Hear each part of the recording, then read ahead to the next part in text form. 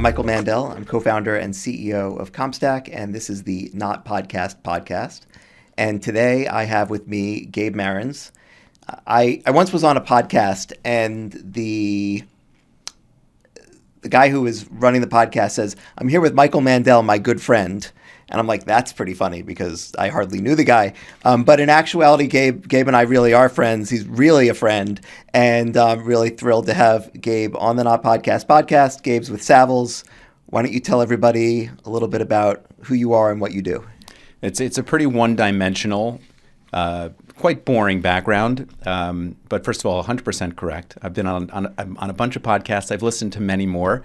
And it's rare that you get a chance to spend this time together in a professional setting with someone who you spend a lot of time with in a personal setting. So thanks for having me on, and it's great to be here. Long-time listener.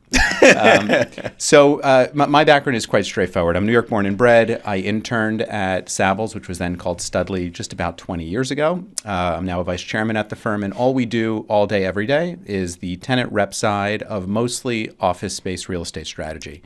So packaged in a different way, we help companies think and make strategic decisions about their real estate footprint. Again, mostly office, but increasingly about industrial and retail on a global platform. So whereas about 70% of our transactions are in the New York metro area, we're active in markets all the way from Tokyo through the Middle East, all the way through the rest of America, both north and south and central. Awesome.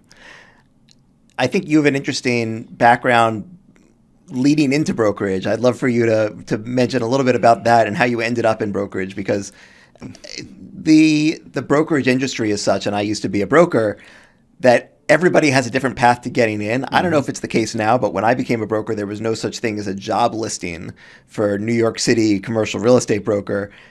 How did you end up in the industry? I'm an accidental broker. And I think most of the folks who are still in the business after 5-10 years are accidental brokers. I didn't even know the industry existed.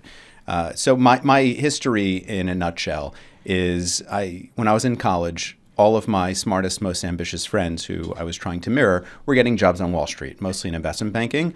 So that was a track that I wanted to pursue. I worked really hard. I secured a summer analyst role at this amazing bank called Bear Stearns. And I was studying abroad my spring semester, junior year. I had the job line locked up already. And then I started following the news and realized that the bank was going south. So I pivoted. I emailed everybody in my Rolodex. At that age, it's my parents' Rolodex. My mom happened to know somebody at Savills and all the other brokerages. I ended up interning there for the summer. And the rest is history, except for the fact that then Lehman collapsed after my summer internship. I then had to essentially canvass and cold call my way back into the company. I took the LSATs because I wasn't sure if there would even be a job waiting for me. But I didn't want to be a lawyer, and I'm glad I ignored that training and started July of 2009 full-time. Awesome.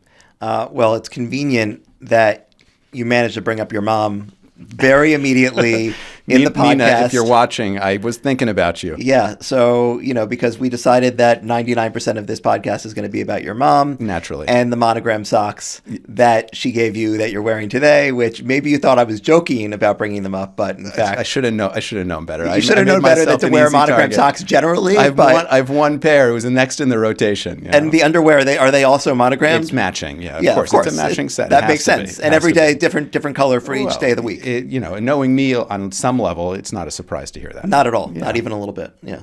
Awesome. So let's talk about how the industry has changed since you started in brokerage. You started basically in the GFC, right? And so what did you learn then? What happened then? And how have things happened since then? When I started, there were no deals happening. And I remember a lot of the more seasoned professionals, they said, there's no better time to start, which was really encouraging, except my bank account wasn't loving that. So I persevered. And one of the reasons why it makes a lot of sense to start, not that you can plan it, but in a downturn, is the market moves a little bit slower. Certainly on the tenant rep side, it moves slower and more favorable to tenants as supply increases and demand goes down. So building relationships with landlords, building relationships with tenants, learning the vocabulary around being cost conscious, reducing your spend. This is a vocabulary that in 2008, 2009, 2010 was really popular. We then went through basically a decade-long period where that verbiage wasn't featuring as prominently as it did starting March of 2020. And so having grown up at a critical downturn in the market and then seeing a few other downturns in the market since then gives you the breadth of experience and history to better advise your clients, because no economic situation is the same as the one before it, but you can learn a thing or two from each of them that is applicable to the current one in a way that helps you guide your clients in a smart, strategic, and intelligent way. Awesome. Well, I agree that it was a great time to start, because I started maybe a year and a half before you. I started at the end of 2006. And the reality is that when you start in brokerage, you don't make any money anyway, for the first couple years. And so for me, I came in at the end of 2006 into 2007, which was a screaming hot market, but couldn't really capitalize on it very well anyway, because I was still learning the business. I'm sure you loved when people said even monkeys could make money in this market. Yeah, exactly.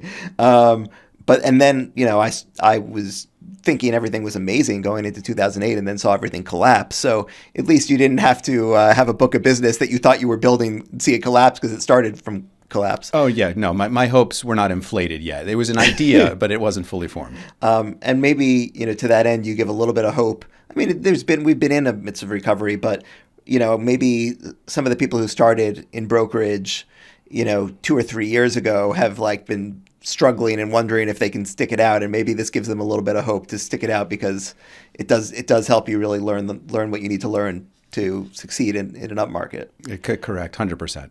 And to that end, I think that carries us well into what we're seeing right now, which is that we are seeing a recovery in the market. Where New York is recovering better than a lot of other markets and has been. So wanted to get your perspective on that. Interestingly, rents are up in New York by our research with and in conjunction with the CCRA, the Columbia CompStak Rent Index. We've got rents up 12.2%, which might be less than you might be thinking about or seeing in other places, only because it's quality adjusted. So it takes out some of the craziness we saw with some of the trophy buildings that have made the market seem, I think, like it had a stronger recovery than it has. But overall, we're seeing 12.2% from Q4 2019. At the trough, we were down 12.7%, which may not seem as low as it might have been perceived. But overall, the swing from trough to today is 28.5%, which is the strongest recovery we've seen of any major market. Why do you think that is? Why is New York... New York obviously took a big dip, but why do you think New York has recovered so much better than other markets have? City has always been a case of extremes. When a downturn hits, it hits New York fast, hard, furious, and often first. You saw that certainly during the GFC. We saw that during the dot-com bust earlier. We saw that during COVID. Market demand dropped off of a cliff. And we see that during recoveries as well. And there's a lot of reasons why it's a city of extremes. But to really answer the heart of that question, it's about what makes New York special as compared to all the other markets. And the answer always comes back to the labor. And in this recovery, why it's particularly unique is you've seen this evolution in the depth of the labor pool, alongside the creation of, I wouldn't say new industries, but components or new components of existing industries, referencing AI to some degree, but other industries as well, including high-frequency trading. And so when you look at it through that lens, one of the first questions we ask our clients when they're saying, hey, we want to open up an office in the U.S. We just had a real-life case, a European tech company looking to set up a foothold in the U.S. We did a pretty comprehensive analysis of all the different potential gateway markets, mostly focusing on the East Coast because of proximity to the European and Asian time zones. And I thought New York was going to be a given. And it was a given, but not without a little bit of competition. But the reason why New York won, in spite of it ranking highest on real estate spend, it ranking highest on compensation spend, is because of the depth of the labor pool. The young people at the company wanted to work there. And that's what it ultimately comes down to. So New York has created, not without its political issues, but New York has created this environment where young people want to move and live here. And because of that, the companies who are growing want to grow companies and businesses here. Plus the what I'd call this interconnectivity, this intersectionality in some way between the various different businesses in New York creates a very unique environment that's different than Boston, San Francisco, Chicago, D.C. The other cities have their advantages, but New York's advantage is miles ahead of everybody else. What was the number 2 market? Nashville.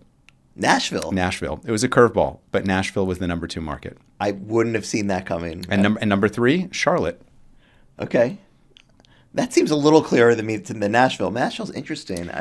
I'm surprised they even looked at that as a consideration. You wouldn't think that like a European company is even thinking about Nashville. I think one of the keys was the co-founder was on a bachelorette party in Nashville like a few months earlier and just fell in love with the city. Are you serious? I think there was a little bit of like a bias that was being injected into. Well, every bachelorette party, I thought every bachelorette party in America went to Nashville. I didn't realize it was an international phenomenon. Yeah, it's an international phenomenon.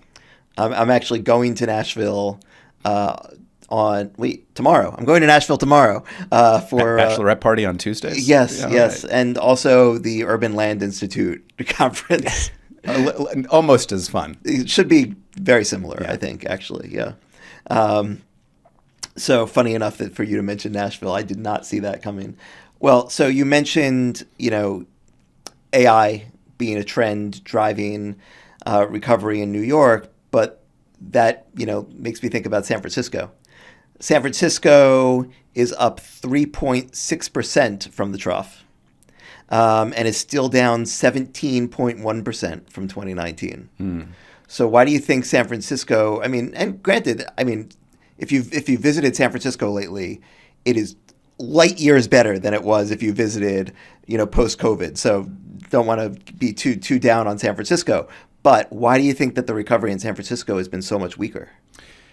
I think the political situation plays a role in that, coinciding with this AI boom. And so the market in San Francisco is probably a year or two behind New York. So I think San Francisco is going to get there. And you see that on the capital market side to a large degree. You see buildings starting to trade yet at discounts, but New York buildings are also trading at discounts compared to 2019. So San Francisco is going to get there. I'm long on San Francisco.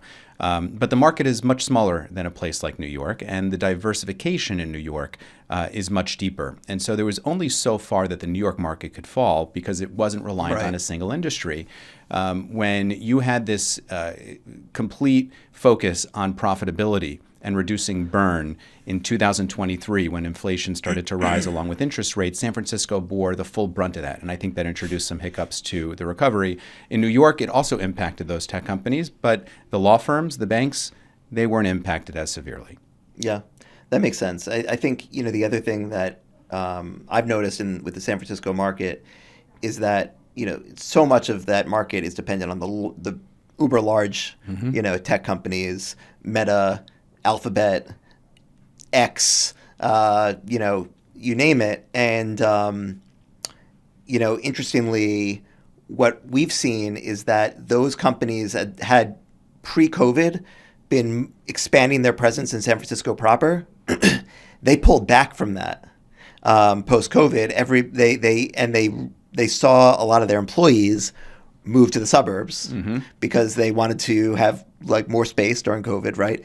And they haven't gone back. They have grown or gone back to their previous footprint, in the peninsula, but not in San Francisco proper. The AI companies are growing like crazy in San Francisco proper, but in actuality, that's a relatively small part of the tech market in San Francisco. And I think people don't realize that. It feels much bigger than it is, and it is big, but it's not enough to fully galvanize that market. Completely. It's somewhere between a fourth and a fifth the size of Manhattan's real estate market. And so in comparison terms, it's a very, very different animal. I also think that the type of AI that's growing in the Bay Area, it's really more pure AI plays. You were talking about Anthropic, OpenAI. These are the OGs of AI, whereas New York is more about the applied AI businesses. It's about the Harveys of the world as it relates to legal AI. We're working with a number of companies that are tangential to financial services, fintech, marketing, ad tech, all of which have an AI bend. New York York is where they want to hire because the business is just easier to grow because so much of it involves tapping into other businesses from a diversity standpoint in terms of what they actually do. So there are different underlying dynamics, but I think you're right to call that out around San Francisco. Yeah. So interestingly, we chatted a bit before the call, and you mentioned Series B startups signing 100 plus per square foot leases. What do you think is driving that? Because, the entire time I was ever in the real estate business as a broker and now at CompStak, it was always tech companies in Midtown South, and the 100 plus per square foot deals generally were not Midtown South, and they certainly were not, even in Midtown South, when you saw those kind of rents, it typically wasn't the startups. Mm-hmm. What's changed? Just too much money floating around with these AI startups? Is that what's happening? I think that the money is a component of it, but the question is, why are they raising these massive amounts of money? And I think most of the headlines are going to focus on the cost for chips and to build these data centers and just the general cost of infrastructure. But I think the answer is a lot more nuanced. There is this massive competition for the right labor across the globe. And that's playing out in New York as well. And so if you're a company and you are looking at hiring the right number of people, you want to project a certain image and introduce the right type of workplace for your employee set, and that's going to push you to a certain level. There are other market dynamics as well. There is very little new development in the New York City pipeline. We're at a decades, plural, low in terms of that supply. You've had the removal of a lot of supply as somewhere between 20 and 40 million square feet of old office space is either slated for or in talks to convert to residential. So you remove that from the market. So you've had this contraction in the supply of office space in New York as you've had this increase in demand. But I want to mention something else because I think this is really important for people to understand. If you're the CFO of one of these startups that's raised $200 million and you're a Series B or a Series C company, you're looking at your entire spend also in proportion to one another. So your costs for payroll have increased at paces that far exceed the increase in real estate. Your insurance costs have gone up much, much higher as it relates to how much more expensive real estate costs have gone up. Your construction pricing, your furniture, everything has gone up at levels significantly faster than the actual real estate spend. So now all of a sudden, if you look at real estate spend as a proportion of the entire bucket of costs for that employee, it's much less. Yeah. And as a result of that, you can justify spending a little bit more. Yeah, I think that's a really astute observation because it's something I didn't realize when I was a broker. I was taught by other brokers I worked with, like, the office space of a company is so important. It's the second largest expense that these companies have. And I thought, oh, wow, behind payroll. And I thought, oh, wow, this is really important. And it was important. But until I became a CEO and I started looking at my P&L and my balance sheet and understanding the financials of how my company ran, I didn't have any concept of the fact that the number two expense is so small compared to the number one expense being payroll. And it puts everything in perspective for you. It means that, maybe I will take a little more space and have my employees be a little more comfortable. I'm going to have the hangout space. I'm going to have the luxuries, or maybe I will upgrade to that other building because if I'm going to invest so much in these people, I better make sure that they're happy and they're looking forward to coming to work. And I think that becomes so much more relevant, obviously, in a post-COVID environment where you have to convince people that it makes sense to come to the office. And so you have to make it worth their while. So it's an astute point for sure. It's pretty interesting. The flip side of that is also true. When you see a company announce a reduction in real estate spend, what that really means is they're reducing headcount, and real estate spend just follows from behind. Because if you're going to make some sort of cost savings initiative within a company, your lead item on that is going to be headcount. Right. Totally makes sense. Absolutely. So speaking of, cutting costs, within office space, there were a lot of spaces put on the market for sublease, during COVID, and then, in the downturn post-COVID, primarily driven by interest rates. But we saw a lot of sublease space come to the market. A lot of that space got leased eventually. Some still hasn't, but a lot of it got leased. And what we've seen from our data, we just put out a report that 31% of sublease space is expiring between 2026 and 2028. Now, the interesting thing about that sublease space is that 63% of the sublessors are paying higher rents than current market rents. However, the sublessees are paying 25-30% less than what the sublessors were paying, and in many cases that might be less than current market rents. So what's going to happen? You've got these sublessors, these sublessors obviously aren't renewing because they didn't want this space, they gave it up for sublease. So the landlords are going to have to find new tenants, and these guys that are in the space have been paying more than what the landlords can expect to get today. So they have a challenge. And then these sublessees have a challenge because the market rents are higher than what they're paying too. Mm-hmm. What's going to happen? For the most part, those subtenants right now are going to have to leave. They're just not going to be able to afford the rent that's going to be expected of them because that delta is far too high. I think understanding the statistics, and we've seen the same thing at Savills as well. First of all, the supply of sublease space has improved by almost 50% from its peak during COVID. Right. So we've seen this massive improvement on space. I think there's a degree of survivor bias with the remaining sublease space. That's why you see such a high percentage of it that's expiring over the next 2 years, because a sublease is a depreciating asset that usually starts to approach zero once you get within the 2-year time frame. Now there are exceptions to the rule, but in general, I think it's a good rule of thumb. And so as a result of that, it's either not hyper attractive space, it's priced well under market, so a company that's going to be taking it cannot expect to stay on a direct basis without this enormous increase in their spend. And then C, it's a short sublease, so it's going to be pretty discounted. My advice to clients who call us with that type of situation, hey, we need to sublease our space, we've got 2 years remaining, price it right, price it low. Because right now you're responsible for 100% of the remaining obligation. Anything would be a good recovery. It's priced right. Don't accept 5 cents on the dollar, but price it right. But for the space that actually has been sublet, where the sublessor is paying higher rent than market, and they're obviously not going to renew, the landlord now has to either try to rent it to the sublessee if the sublessee is willing to come up and rent enough, mm-hmm. but also they're likely going to take some sort of a haircut because the sublessors were paying more than market. Do you think that that's, given that there's so much expiring, is that going to put a damper on the market? I'm not seeing it. And we've seen several different examples. I don't want to call out specific buildings, landlords, or subleases, but there are several large block subleases that are coming available over the next 2 years, and landlords are starting to negotiate on some of that space, and they're getting even forward commits on some of those blocks of space. I'm not seeing that be a large impediment. I think the challenge is going to be those subtenants finding space that's priced effectively within their budget. But from the landlord's perspective, again, there are exceptions to the rule. They're pretty excited to get that space back and capture that fig on the market rents. Okay, fair enough. So let's talk about AI because we have to. What would a podcast be without AI, Cheddar? Yeah, but we're now at a point where fundamentally the world has changed, and that means it's changed for brokers, for what you're doing, but it also has changed for the tenants that you represent.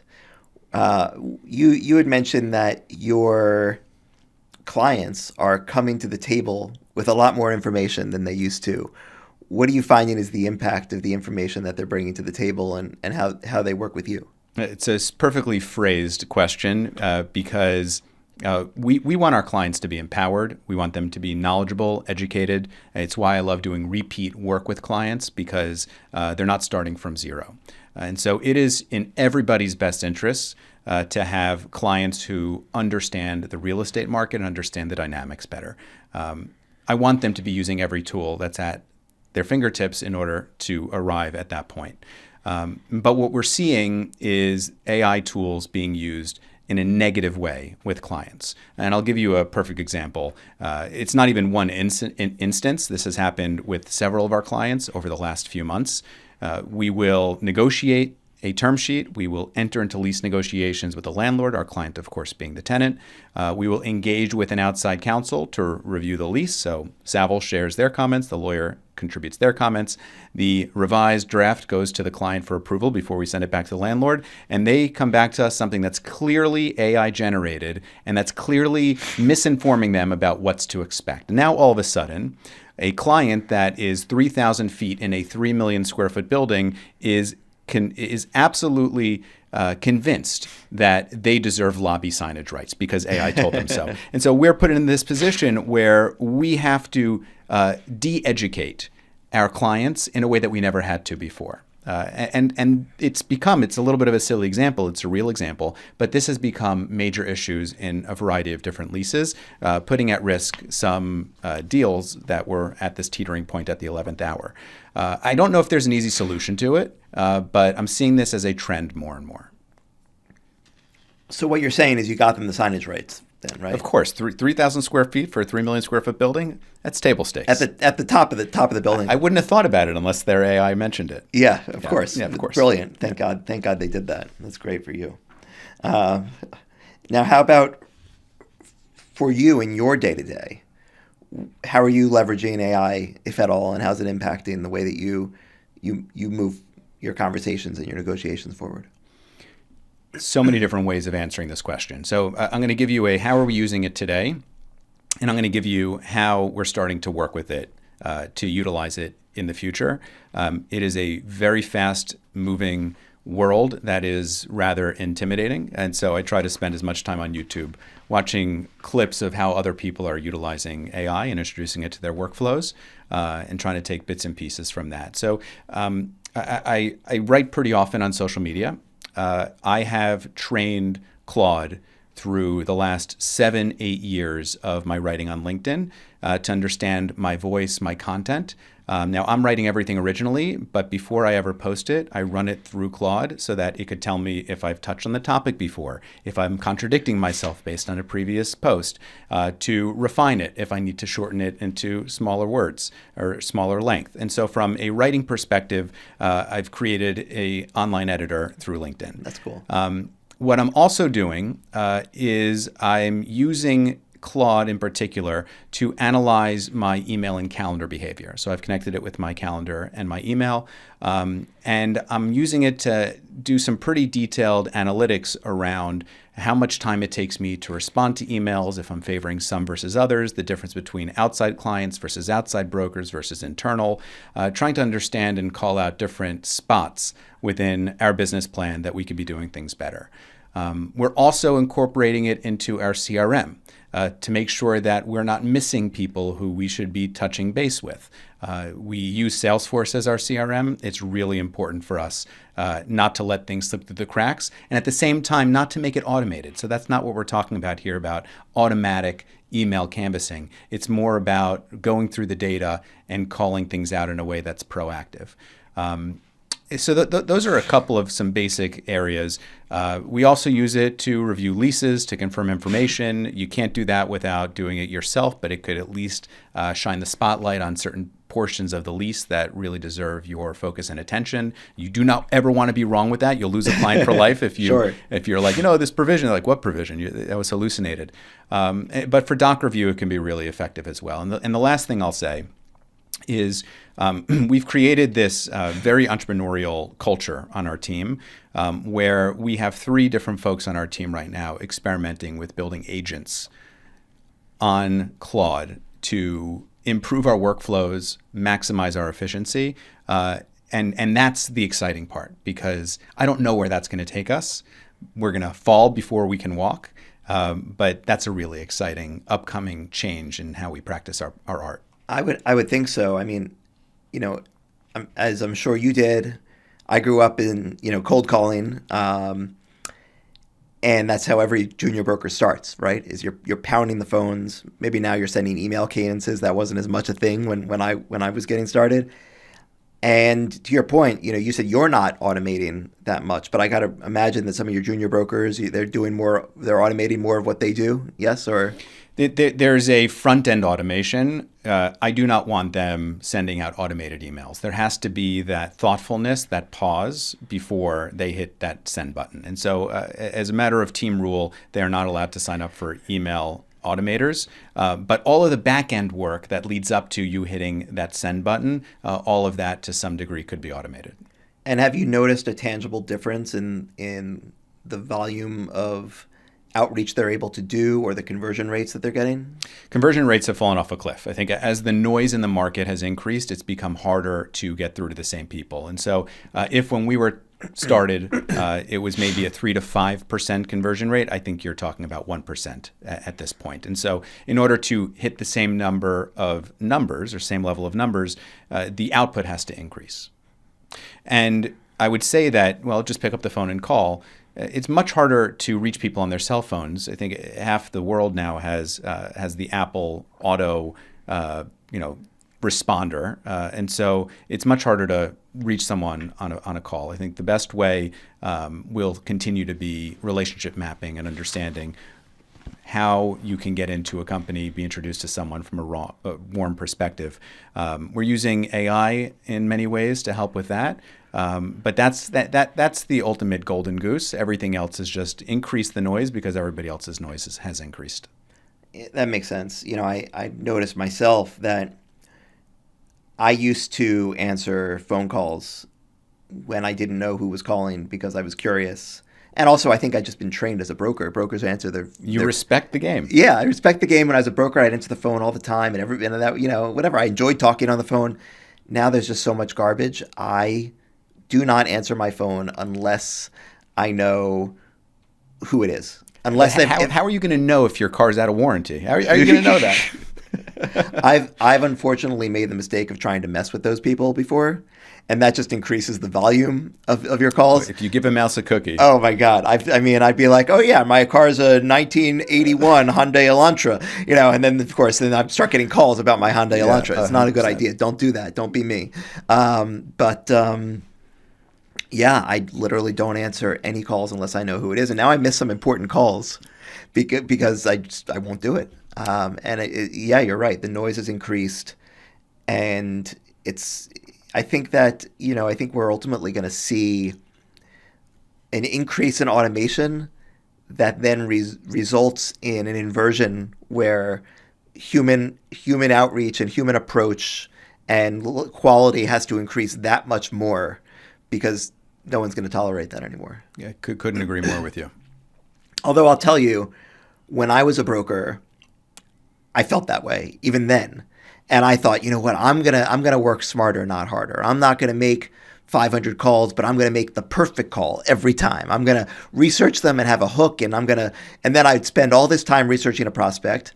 I'd call them up, and then they wouldn't answer the phone. And generally speaking, I found that the people who I worked with who focused more on quantity than quality actually had more success than me because I spent so much time preparing for calls that didn't amount to anything. So I don't know. I know that pain well. The doofus next to you has the same opening and closing and gives no thought to the call, but they're pulling in a number of more meetings than you. I had the same experience in the bullpen when I was first getting started.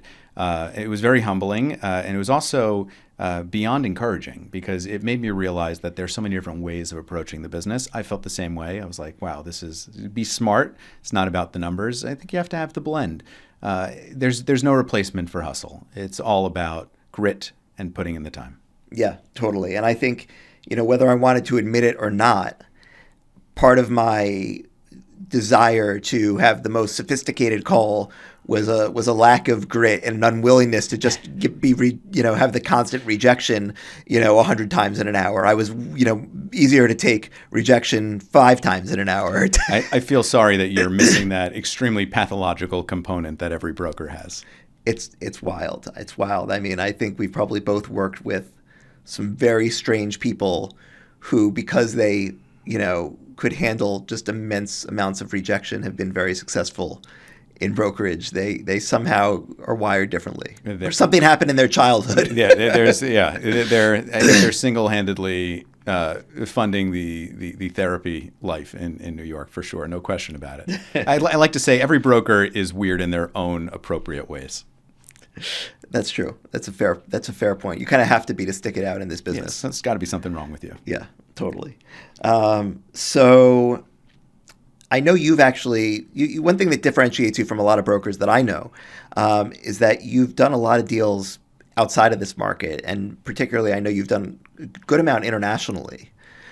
What's your perspective on doing deals throughout the world, and maybe you give us some anecdotes around international brokerage versus New York brokerage. Yeah, it's another unexpected turn in my brokerage life, and it's a very welcome one. So in addition to how understanding how the rest of the world behaves makes you better at your craft in your home turf, it makes you better able to service clients.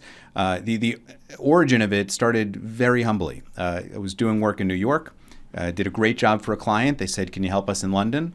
And then they said, "Can you help us in Bucharest? Can you help us in Melbourne? Can you help us in Dubai, Tokyo, Sao Paulo?" And so all of a sudden now, it became something that was absolutely fascinating and put us in a position where we had to understand the markets and understand how to manage an account. And so a good portion of our business now is helping those clients manage their global real estate accounts.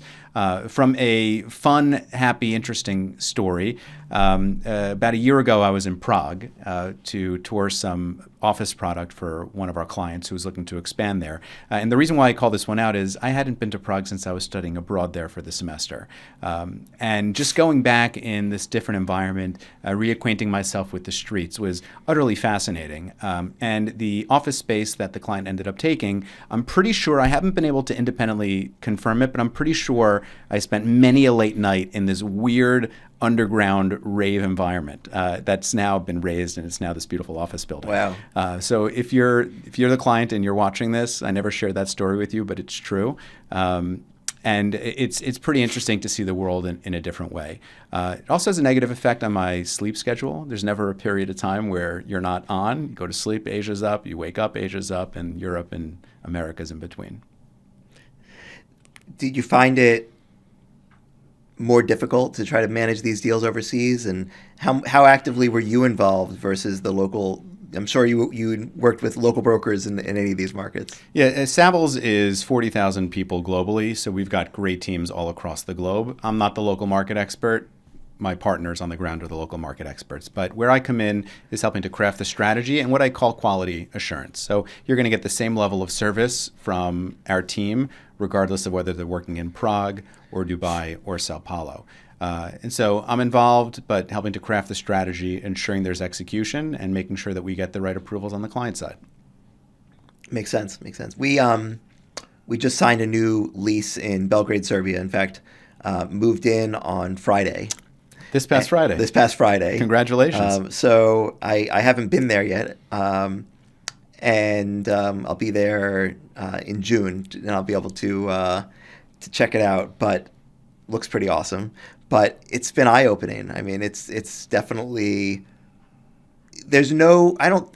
Look, I haven't done deals all over the world, but from what I understand of the data market globally for commercial real estate, there's generally speaking no better data and more robust data for commercial real estate than in the U.S. And running a data company and seeing comps all day long, I expect just a crazy amount of data to support the decisions that we're making, and just didn't have that, and it was very frustrating, just like trying to make decisions and hoping that you are making the right decision, but not having the data to support it is challenging. I remember when you first started building CompStak. It was like, this idea ain't never going to work. Why does someone have to get access to comp sites that is a broker, only to become a very early, proud, and active user of the platform? And you are 100% right. The data that exists in the U.S., CompStak playing a big role in that, is without peer across the rest of the globe. Oftentimes we have to rely on a degree of data, but primarily the anecdotal storytelling of whoever our local broker is. It's much harder to find the breadth of data that exists in this country. Yeah. Do you think that your clients are ultimately going to get access to more of that data directly outside of maybe the garbage advice that ChatGPT has been giving them? Are you expecting that your clients are going to get more access to raw data? I'm not suggesting we're giving it to them, off the bat, but more access to data and feel like they can handle more of this on their own. And how do you think about that? I think it ties back to what I was saying earlier, which is I think the better informed a client is, the faster they're going to be in a position to help make decisions and work and execute on their strategy. So if you were to ask me this binary of is it better for clients to have access to the data or not, my answer with all information is going to be yes. Because the key is not having access to the data, it's understanding where it's relevant, and perhaps more importantly, understanding where it's not relevant and how that fits into the entire picture.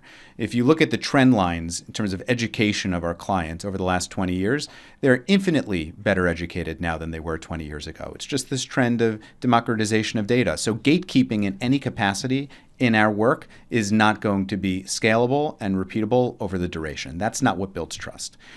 What builds trust is the advisory services, consulting on the right strategies for your clients, and helping them interpret the data, regardless of whether you're giving it to them or they're getting it independently. Awesome. I think that's a great place to leave things. So I will remind everybody, if you're already watching this, so you must know how to, or listening to it, how to find us. But if you just stumbled upon this and you want to find more episodes of the Not Podcast, you can find us on any major podcast platform, Apple Podcasts, Spotify, YouTube, and follow us on social media at CompStak in most places, but not yet on TikTok like your mom. Safta Nina knows. So look up Safta Nina knows. I'm glad we have an opportunity to promote her here. She's going to be so happy about this. And Gabe, you have a strong social media presence. Tell people where they can find you. So LinkedIn is the primary platform. I'm on X as well, but a lot quieter there. But please follow me, hit me a follow, ask to connect, send me a little note. Try to offer up a front row seat to trends that are within the market. And I've got a 60 Seconds with Gabe video series if this wasn't enough for you. And so, reach out, follow. Would love to chat market or anything otherwise. Awesome. Thanks a lot, Gabe. Appreciate it. And thanks everybody for listening. Thank you.